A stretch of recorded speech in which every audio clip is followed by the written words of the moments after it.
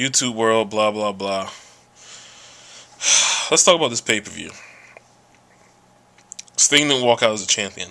That was good. Jimmy and Motorcity was good.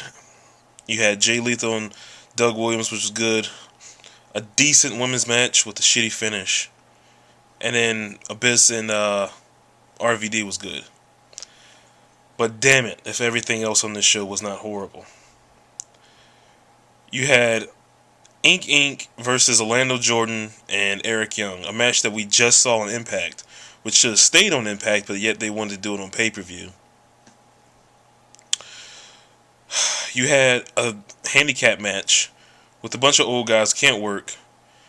And Jeff Jarrett turned on his partner. Samoa Joe's laying there to get squashed. Kevin Nash, who's about to leave the company, gets the pin.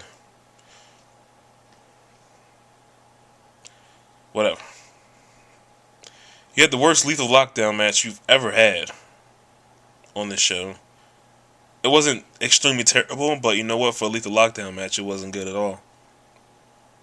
I was not into it whatsoever. You had this stupidest spot in the world at the top. Brian Kendrick up there for no reason. I mean, I know he's with EV 2.0, but what's the point? Tommy Dreamer gets the pin. Fucking for what? And then you had the main event. Now, the main event was a great match. Or at least it was starting to get great. I was really bored at the beginning, to be honest with you. And then they really picked it up. I knew the ref bump was coming. It always comes in the TNA main event. And then Eric Bischoff comes down there. And I'm thinking, he's coming down there, so Hogan's going to come out soon. About a minute later, Hogan comes out, starts wobbling down there. Either way, it's a heel turn for Jeff Hardy. Jeff Hardy's the champion. I have no problem with that. But it's a heel turn for Jeff Hardy, who's joining up with Eric Bischoff and Hogan, who's aligned themselves with Jeff Jarrett and Abyss, and they are they. That isn't the most random core of people I've seen to make a group. I don't know what. I mean, you just couldn't have... I mean, they did this shit in the middle of the main event. You couldn't do this after the main event.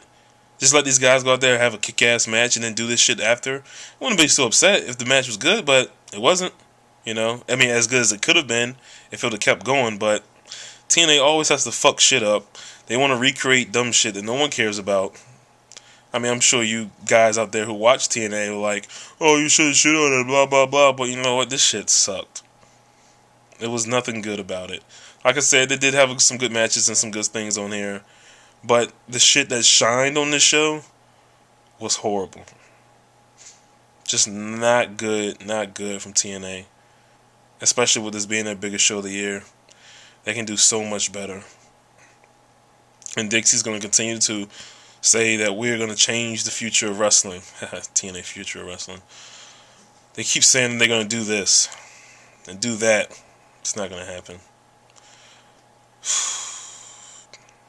Who knows, though?